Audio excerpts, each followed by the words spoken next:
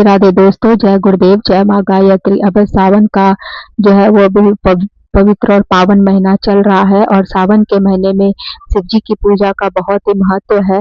लेकिन शिव जी के साथ साथ आप अगर माता रानी की भी पूजा करते हैं, मतलब शिव परिवार का आप पूजा करते हैं, तो उससे बहुत ही लाभ होता है। और ऐसे भी 11 अगस्त 2026 को मंगलवार को जो है सावन की शिवरात्रि भी है।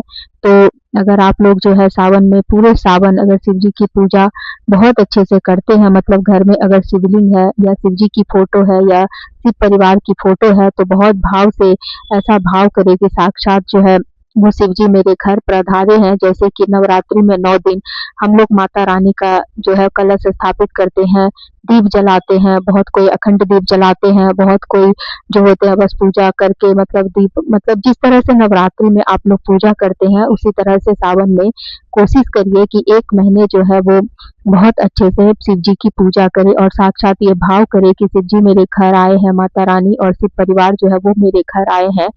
और बहुत भाव से उनको जो है वो आसन लगाइए, उनका उनको उनका वस्त्र पहनाइए, उनको स्नान कराइए और पंचोपचार पूजन या षोडशोपचार पूजन भी आप उनका कर सकते हैं और बहुत अच्छे से उनको जो है वो आप आसन पर स्थापित करिए।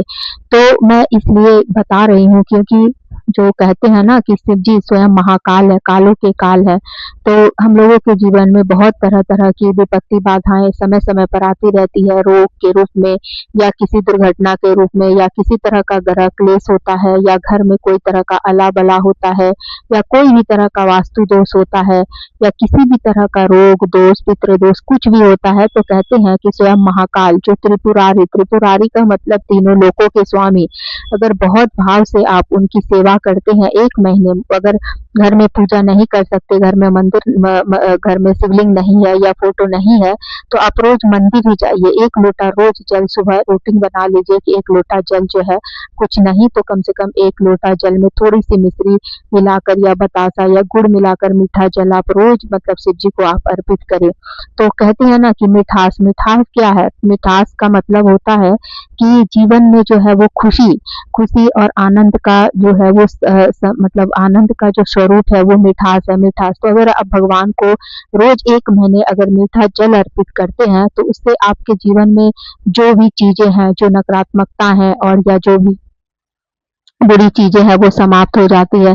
ऐसे तो शिव जी को जो है वो तरह-तरह के फलों के जूस से उनका अभिषेक करने का भी बहुत ज़्यादा महत्व बताया गया है। शिव पुराण में बताया गया है कि अनार के दानों से शिव जी का अभिषेक होता है, मौसम्मी के रस से शिव जी का अभिषेक होता है, गन्ने का जो रस होता है उससे भी उनका अभिषेक करने से हर तरह की मनोकामनाएँ जो है पूर्ण होती है। अब बहुत सारे लोगों के मन में ऐसा भाव आएगा कि हम लोग सब कुछ अगर शिव जी को अर्पित करेंगे तो क्या सभी मनोकामनाएँ पूरी हो जाएगी? तो ऐसा मतलब है कि देखिए हम लोग हमारे जीवन में हमारे कर्मों के कुछ प्रारब्ध होते हैं, इस जन्म के या उसके बहुत पिछले कितने सारे जन्म के हम लोगों के कर्म के प्रारब्ध होते हैं। हम लोग अलग-अलग योनि में जन्म लेते हैं और उस योनि में हम लोगों ने क्या कर्म किया होता है, तो वो कर्मों का प्रारब्ध हमारे साथ जन्म-जन्मांतर तक चलता है। हमारा जो शरीर है एक आत्मा रूपी है, वस्त्र जैसे हम लोग बदलते हैं उसी तरह से हमारा शरीर एक आत्मा है, परमात्मा का अंश है। तो हम लोग शरीर तो अलग-अलग ले लेते हैं, मतलब बूढ़े होते हैं, खत्म हो जाते हैं, फिर दूसरे शरीर में आते हैं, लेकिन हमारे जो कर्म होते हैं, वो संचित कर्म, वो संस्कार हमारे साथ-साथ चलते हर जन्म में आगे बढ़ते रहते हैं। अगर मान लीजिए इस जन्म कोई चोर है, बहुत चोरी कर रहा है और उसने अपना वो चोरी का बुरा कर्म उसने जो किया है, उसने नहीं भोगा, तो जब वो अगला जन्म जो भी लेगा, तो उसमें उसमें जिसका भी मान लीजिए उसने धन चुराया होगा, कोई मान लीजिए कि अपनी बेटी की पुत्री की विवाह के लिए उसने धन रखा होगा और उसने उसका चोरी कर लिया, तो उसको कितना कष्ट हुआ। उसने उसको कोसा है, उसको बहुत तरह-तरह के मतलब जिसने भी चुराया उसके नाम से कितनी तरह-तरह की मतलब वो उसको जो है वो चोर को कितना हाई लगता है, तो वो हाई अगर वो भोग नहीं पाता है तो दूसरे जन्म में फिर उसको अपना वो कर्म का प्रारब्ध काटना पड़ता है। तो इसी तरह से हर मनुष्य का होता है। जैसे मैं एक छोटी-सी कहानी आपको बता रही हूँ कि एक बार क्या हुआ ना कि एक ब्राह्मण था, वो बहुत पुण्य कर्म करता था और एक चोर था, वो बहुत ज़्यादा चोरी करता था। उसने अपने जीवन में कभी कोई पुण्य कर्म नहीं किया और इतना चोर लुटेरा तो जानते हैं अगर किसी का कोई धन लूटेगा और और किसी का कोई मान लीजिए गरीब है, वो अपने बहुत मेहनत से कमा कर उसने रखा और चोरा कर उसका धन चुरा लेगा, तो उस गरीब का क्या होगा? वो बहुत ज़्यादा दुखी होगा, वो कोसेगा उसको और उसका हाय भी उस चोर को लगता है। ऐसा नहीं है कि कोई अगर आत्मा से कलपता है या कलह होता है किसी को तो किसी का हाय नहीं लगता, लगता है। अब और वो ब्राह्मण पूरे जन्म अपना पुण्य कर्म किया, कभी कोई गलत काम नहीं किया। लेकिन एक बार जब दोनों नदी पार कर रहे थे, तो चोर जो है वो ब्राह्मण जो है वो नदी पार करते समय जो है उसने एक नदी में गाय गिरी हुई थी, तो वो जो है वो गाय को नहीं बचाता है और उसके ऊपर ही पैर रखकर जो है नदी पार कर देता है। लेकिन चोर जो होता है उसको थोड़ी-सी दया आ जाती है और वो जो है वो थोड़ा दाँव-पेच लगाकर उस गाय को नदी से बाहर निकाल देता है। और उसके बाद जब दोनों मरते हैं ब्राह्मण और चोर दोनों, तो ब्राह्मण को जो है वो नर्क दिया जाता है और चोर को जो है वो जो स्वर्ग दिया जाता है। जब दोनों पहुँचते हैं वहाँ पर तो पूछते हैं भगवान से कि ऐसा क्यों? ब्राह्मण पूछता है कि मैंने तो पूरा कभी कोई पाप ही नहीं किया, हमेशा पुण्य किया, अच्छे कर्म किए, लेकिन चोर जो होता है वो हमेशा चोरी करता है, बुरे कर्म करता है। वो भी मतलब पूछता है भगवान से कि भगवान मुझे अच्छा मतलब ये स्वर्ग क्यों मिला? मैंने तो पूरा जीवन बहुत बुरे कर्म किए, लोगों की हाय ली, सबका धन चुराया, सबको कष्ट दिया, तो फिर ऐसा क्यों हुआ मेरे साथ? तो भगवान कहते हैं कि तुम्हारा जो है वो तुमने अपने पूर्व जन्म में बहुत अच्छे कर्म किए थे, चोर को कहते हैं, लेकिन इस जन्म अपना पूरा जो है तुमने चोरी किया, तो चोर बने। लेकिन एक तुमने पूरे जीवन काल में अपना एक ही काम बहुत अच्छा किया, तुमने उस गौ की रक्षा की, मतलब उसके प्राणों की रक्षा की, जो तड़प रहा था उसके प्राणों की रक्षा की। तो तुम्हारा सारा बुरा कर्म उसको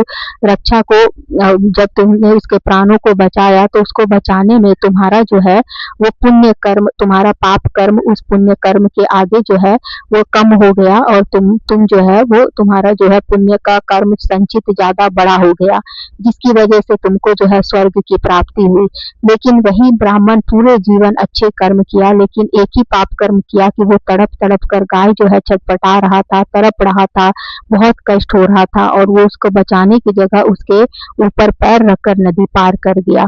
तो उसने एक जीव की जो है वो प्राणों की मतलब प्राणों को मृत्यु के संकट में देखकर भी उसको कोई भी मन में भाव संवेदना नहीं हुई, थोड़ा भी हृदय में उसके मतलब भाव नहीं आया कि इसके प्राणों की मुझे रक्षा करनी चाहिए और उसका उसने जो है वो अपने को नदी पार करने में उसका उसने उपयोग भी किया। तो इसीलिए उसको उसका दोष लगा और पूरे जन्म का जो अच्छा कर्म था वो उसका वहीं नष्ट हो गया और बुरे कर्म का वो प्रारब्ध उसके ऊपर हो गया। इसी की वजह से उसको जो है ब्राह्मण को नरक मिला। तो हमारा मतलब इतना कहानी कहने का यही अर्थ है कि मान लीजिए कोई पूरे जीवन पूजा पाठ नहीं करता है और उसका जीवन ठीक-ठाक है, लेकिन अचानक से वो कोई पूजा पाठ करने लगता है, तो फिर उसके जीवन में बहुत सारे कष्ट आने लगते हैं। अब आने लगते हैं तो उसके मन में यही भाव जाग जाता है कि मैं जब का पूजा नहीं कर रहा था तब ठीक ही ठाक चल रहा था, अब मैं पूजा कर रहा हूँ तो इतना कष्ट हो रहा है मुझे, तो क्यों हो रहा है? इसका क्या कारण है? और फिर वो किसी से इस चीज़ को शेयर करता है, बातें करता है कि मैं पूजा करने लगा, किसी देवी-देवता का मंत्र करने लगा, पूजने लगा, तो मेरे जीवन में एक के बाद एक इस तरह के कष्ट आने लग गए।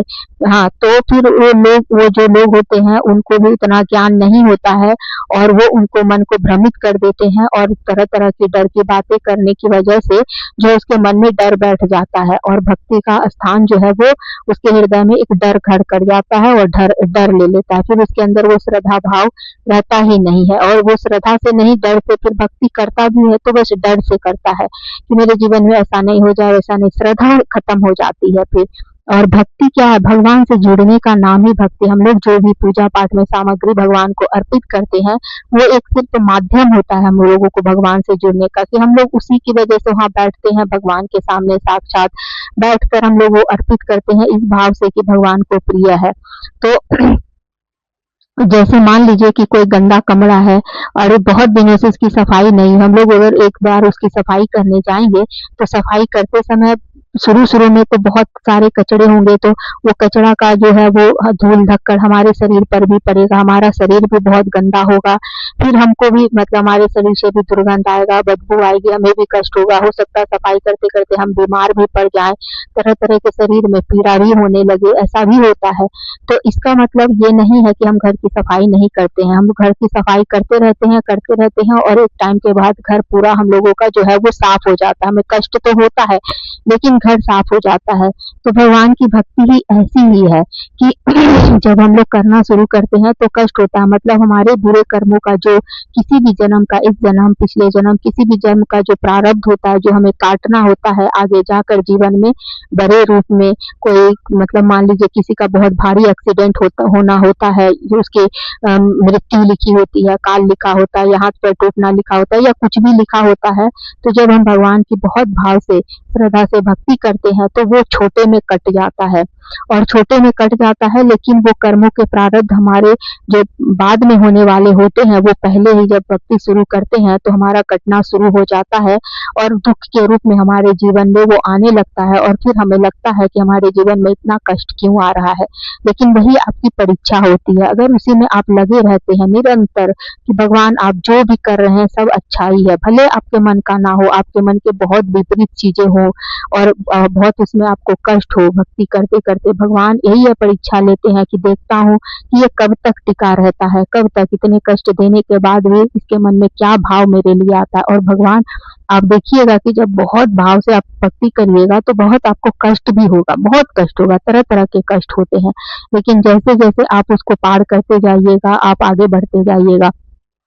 तो भक्ति मतलब इस तरह से यही है। शिव जी का जब हम लोग पूजा करते हैं तो शिव जी सारे कष्टों को, जैसे हम लोग जो भी वस्तुएं उनको अर्पित करते हैं, कहते हैं ये अर्पित करने से ये खत्म होता है, पितृदोष खत्म होता है, ये कोई चीज, कोई तत्व अर्पित करने से, कोई सामग्री अर्पित करने से कर्ज खत्म होता है, ये गलत क्लेश समाप्त होता है। तो यही है कि हम लोग जो भी है एक भाव में अर्पित करते हैं कि हे भगवान मेरे जीवन का ये कष्ट खत्म हो। वो एक माध्यम होता है कि एक भाव से, एक एनर्जी से, एक ऊर्जा से हम लोग बातें करते हैं।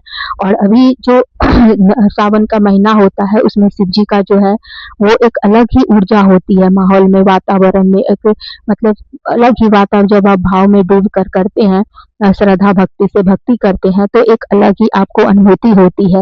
और आप ये भाव करिए कि आप साक्षात शिव जी के सामने बैठ कर उनकी भक्ति कर रहे हैं, मतलब ऐसा अनुभव करिए, कोई मूर्ति या फोटो नहीं, आप साक्षात भगवान के सामने बैठे, आपके घर में भगवान आए। जैसे हम लोगों के घर में कोई आता है तो हम लोग क्या करते हैं, उसकी प्रिय वस्तुएं जो भी उसको खाने में पसंद होता है, पहनने में पसंद होता है, या जो भी चीज उसको पसंद होती है, हम वो सारी चीजें करते हैं, सजावट हो, खाना हो या कुछ भी हो, तो हम लोग वही सारी चीजें करते हैं जो उसको बहुत प्रिय होता है। तो भगवान का ऐसा ही है कि कुछ चीजें हैं जो उनको बहुत प्रिय होती है, उनको अर्पित करने से वो प्रसन्न होते हैं, या कोई मंत्र हो या कोई सामग्री हो, या जैसे मंत्र का क्या होता है, जैसे किसी को कोई म्यूजिक बहुत पसंद होता है, गाना बहुत पसंद होता है, उसका गाकर या बजाकर उसका मन को बहुत सुकून मिलता है, तो उसी तरह से भगवान का भी मंत्र होता है। जब हम लोग उस मंत्र का जाप करते हैं, साधना करते हैं, बहुत भक्ति भाव से डूब कर भाव में जब हम लोग उनका ध्यान करते हैं तो एक ऊर्जा जो है वो ऊर्जा क्रिएट होती है, एक एनर्जी जो है वातावरण में प्रवाहित होती है और वो ऊर्जा हम लोगों को भगवान से जोड़ती है, कनेक्ट करती है हम लोगों को।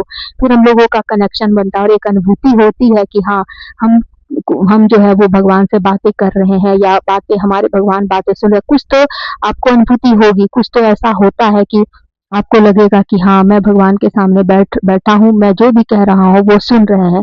और जब आप भाव में डूबकर चीज़ों को करते हैं, तो अनुभूति भगवान देते हैं। परमात्मा ऐसे हैं, बहुत दयालु, बहुत ज़्यादा दयालु, और भगवान कभी किसी का बुरा नहीं करते, कभी किसी का अनिष्ट नहीं करते। हमारे जीवन में मतलब भगवान के लिए हम सब बच्चे हैं, सब वो सबके लिए बराबर ही सोचते हैं, लेकिन हमारे खुद के ही कर्म होते हैं जो हमें काटने होते हैं, तो हम लोग कहते हैं कि भगवान मेरे साथ ऐसा करते, भगवान कभी किसी के साथ बुरा नहीं करते। लेकिन हाँ, कष्ट में अगर हम भगवान का स्मरण करते हैं, ध्यान करते हैं, तो जो कष्ट होता है उसको सहने की क्षमता आती है, भगवान बुद्धि देते हैं, मार्ग दिखाते हैं कि इससे कैसे निकलना है, कैसे क्या करना है। हम लोग भगवान से तरह-तरह की वस्तुएँ माँगते हैं, जैसे कि गाड़ी, घर, घोड़ा, पैसा।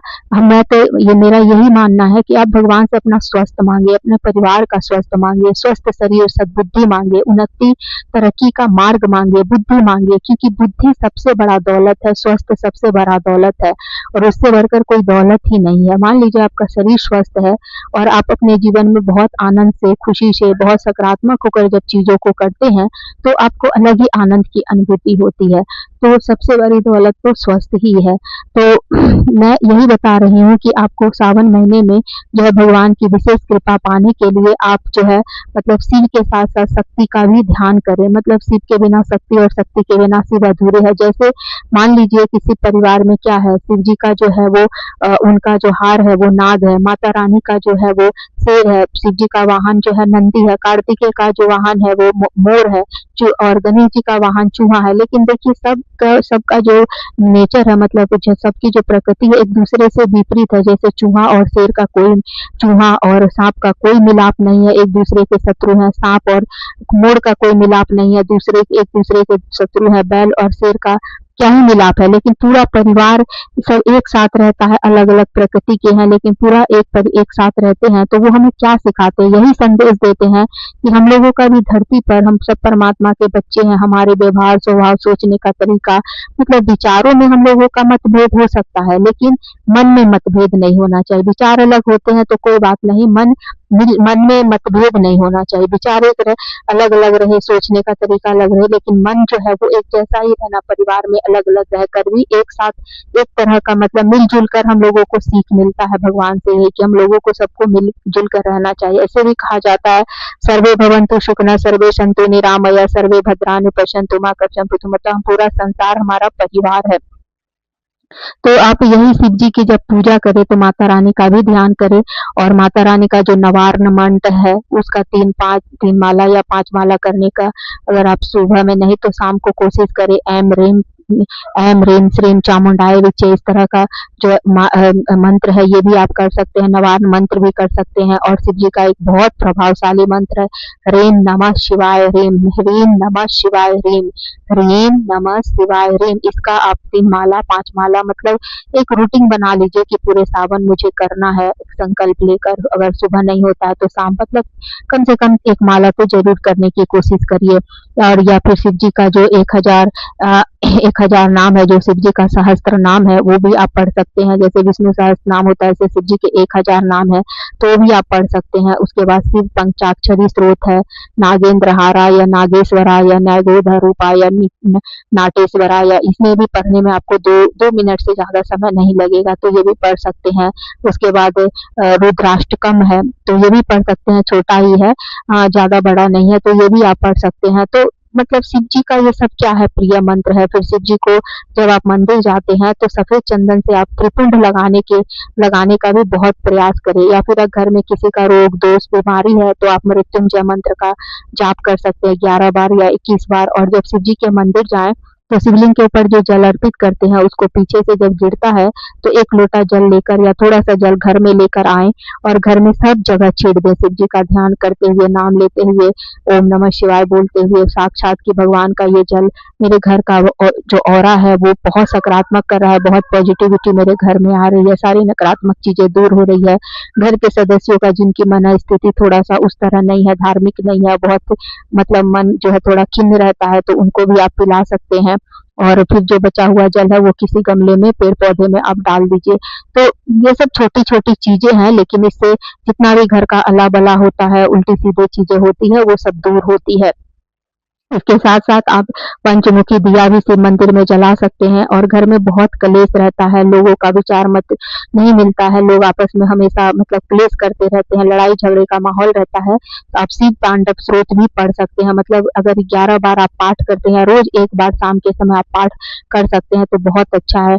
और खुद से नहीं पढ़ सकते तो कम से कम आप जो है वो पाठ चला दे। अभी सावन का महीना है तो आप शिव जी का भी पूजा अगर करते हैं तो रुद्री पाठ भी आप घर में बजा दे शाम को, को या सुबह को। मतलब शिव जी के बहुत सारे मंत्र हैं, कोई एक मंत्र को पकड़ ले, अगर आप मुँह से नहीं बोल सकते तो पूजा घर में ध्यान लगाकर बैठ जाइए और वो मंत्र को आप बजा दीजिए। तो बहुत अच्छा आपका घर में एक ऑरा क्रिएट होगा शिव जी का मंत्र, मतलब कहीं भी वो शिव शक्ति होगी, शिव और शक्ति, वो उनको प्रिय है ये सब चीज़ें, वो वहाँ पे आपके पास आएँगी। मान लीजिए 1 घंटा आप बजाते हैं, तो मंत्र में खिंचाव होता है, एक ऊर्जा क्रिएट होती है और हम लोग जो है वो उस परमात्मा से कनेक्ट हो जाते हैं। तो इस तरह से आप कर सकते हैं और साथ ही साथ आप क्या कर सकते हैं कि जैसे कि शिव जी का जो मतलब ये क्या बोलते हैं, हाँ, अकोन या मदार का जो फूल होता है उसका 108 माला भी बनाकर आप शिव जी को अर्पित कर सकते हैं। मतलब 108 का बहुत ज़्यादा महत्व है, तो 108 की मात्रा में आप शिव जी को जो है वो मदार या अकोन की माला भी अर्पित कर सकते हैं। और आप अगर घर में रुद्र अभिषेक स्वयं से करते हैं तो उसकी वीडियो मैंने इससे पहले एक वीडियो में अपलोड किया और पूरा विधि बताया है, तो कॉपी पेन लेकर आप उसको पूरा विधि को एक बार समझकर लिख लीजिए, बहुत आसानी से आप उसको कर सकते हैं। और योग राधे करके एक चैनल है, उस पे बहुत ही अच्छे से वैदिक उच्चारण में जो है रुद्री पाठ 54 मिनट का है। मैं यहाँ पर किसी चैनल का प्रचार नहीं कर रही, लेकिन उसमें उनका उच्चारण सच में बहुत ही अच्छा है और उस उच्चारण को बजाकर, मंत्र को बजाकर उसका एक मतलब बहुत अच्छा उसका साउंड है, मतलब सुनने से इतना सुकून आपको लगेगा कि क्या ही मैं बताऊं, और बहुत अच्छा आपको फील आएगा, तो आप उसको भी बजा सकते हैं। और संध्या के समय रोज 108 जी के, देखिए रुद्राष्टकम है जो मैं पढ़ रही हूँ, और ये मैं रोज सावन में ही नहीं, रोज हमेशा ही मैं पढ़ती हूँ शाम के समय में। और बहुत अच्छा, मतलब इसको पढ़ने के बाद आपको याद हो जाएगा और 2 मिनट में ही आप इसको पढ़ लीजिएगा। मैं इसको रोज पढ़ती हूँ शाम के समय। अभी सावन है तो सावन में पढ़ती हूँ। शिव जी के 108 नाम है, उसके बाद शिव पंचाक्षरी स्तोत्र है, नागेंद्रहाराय या नागेश्वराय। तो मतलब आप भक्ति में जब भी डूबते हैं ना, जब आप करते हैं तो आपको बहुत आनंद आएगा, और ये महसूस करके आप बैठिए भगवान के सामने कि साक्षात शिव जी माता रानी से परिवार मेरे घर आए हैं। उनको आप क्या खिला सकते हैं, क्या पिला सकते हैं, क्या अपने हाथ से बहुत भाव से कुछ भी उनके लिए भोग बनाइए, कम से कम सोमवार को ही कुछ मीठा बनाकर शिव जी को अर्पित करिए। अगर गुरु आपके कोई गुरु हैं, आपके गुरु दीक्षित, आपने गुरु मंत्र लिया है तो अपने गुरुदेव को भी अर्पित कर सकते हैं। और अपने गुरु मंत्र का, अब कुछ नहीं तो अपने गुरु मंत्र का भी आप जाप कर सकते हैं। तो ये सावन महीना जो है बहुत पावन और पवित्र महीना है। पूरे शिव परिवार का आप बहुत भक्ति भाव से ध्यान करें। संध्या के समय आप फिर से कपड़े बदल कर, स्नान करके फिर से आप भजन करें, कीर्तन करें। मतलब जिनके पास समय है कम से कम वो तो अवश्य ही करने का कोशिश करें, क्योंकि सावन का शिव पुराण अगर आपके घर में है और आप शिव पुराण पढ़ते होंगे तो उनको पता होगा कि सावन का कितना महत्व है, कितना विशेष महत्व है। तो यही है। और अगर आप लोगों को मेरी वीडियो पसंद आती है तो वीडियो को लाइक और सब्सक्राइब जरूर करें।